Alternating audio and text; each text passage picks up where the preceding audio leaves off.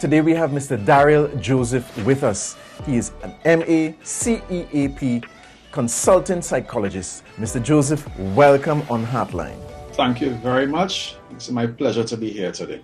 So, Mr. Joseph, we're still in the midst of a pandemic. Why is it important to take the necessary precautions as outlined by the Ministry of Health in terms of washing of hands, wearing of your mask, the social distancing? Why is it so important right now?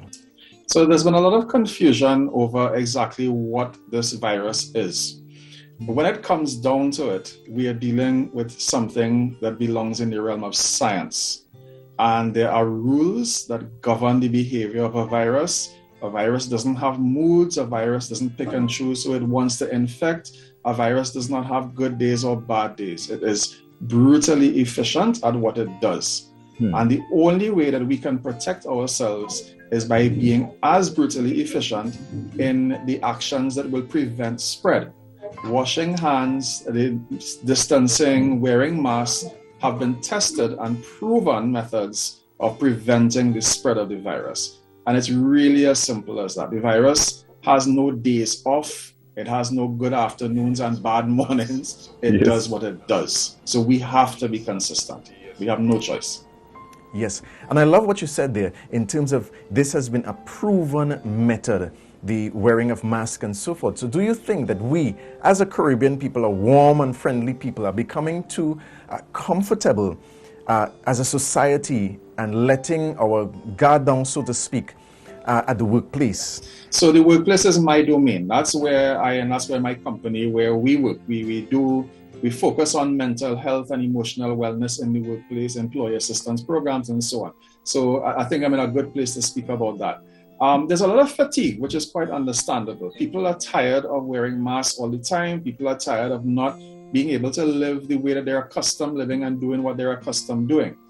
In addition, there is a false sense of comfort that takes place when people are around other people that they know and that they see regularly and that they have regular contact with.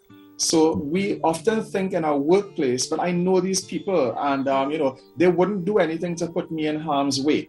Yes. And I could be guaranteed that they're not infected because they're not showing symptoms.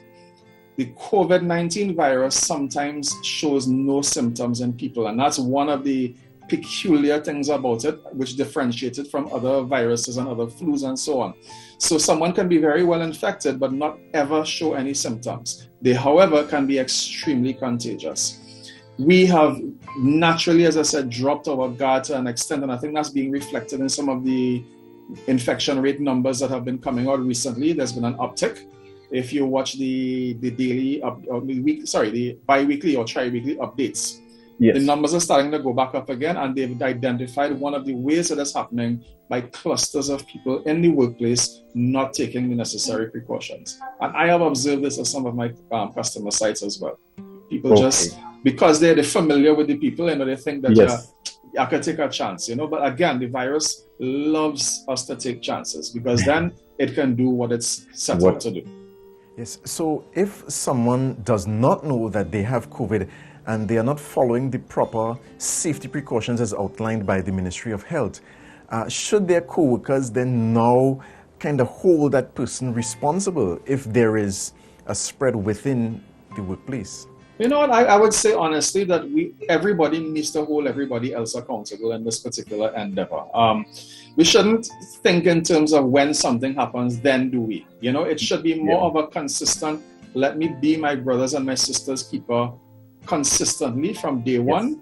And I think, peer pressure works in a kind of funny way. Once everybody is doing something, other people who want to do something different now feel a little bit odd. And they will, even if they want to do differently, they will fall in as well once everybody else is doing it. So I think everybody in the workplace and outside of the workplace should be everybody else's brother and keeper in this particular matter. It's a very serious matter.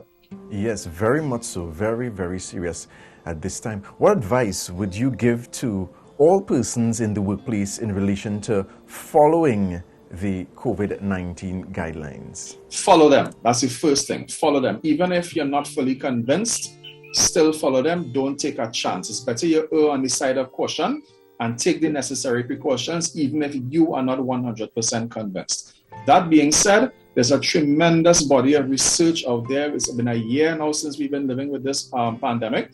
So there's a tremendous amount of reliable research information that you can get knowledge and you can get educated on the virus and how it spreads. YouTube videos are don't generally fall on the classification of reliable information, because anybody can put a camera or a phone in front of them and make a video and say that they're whoever. All right. So try to stick to verifiable sources, follow your news, but err on the side of caution. Please follow the guidelines so that we can all return to normal as quickly as possible. Yes, so I love what you said. They're verifiable sources, not just anyone and anything. So Mr. Daryl Joseph, MACEAP, consultant psychologist. We've been chatting with him. And Mr. Joseph, again, thank you so very much for being with us. We do hope to have you with us again at another time right here on Heartline.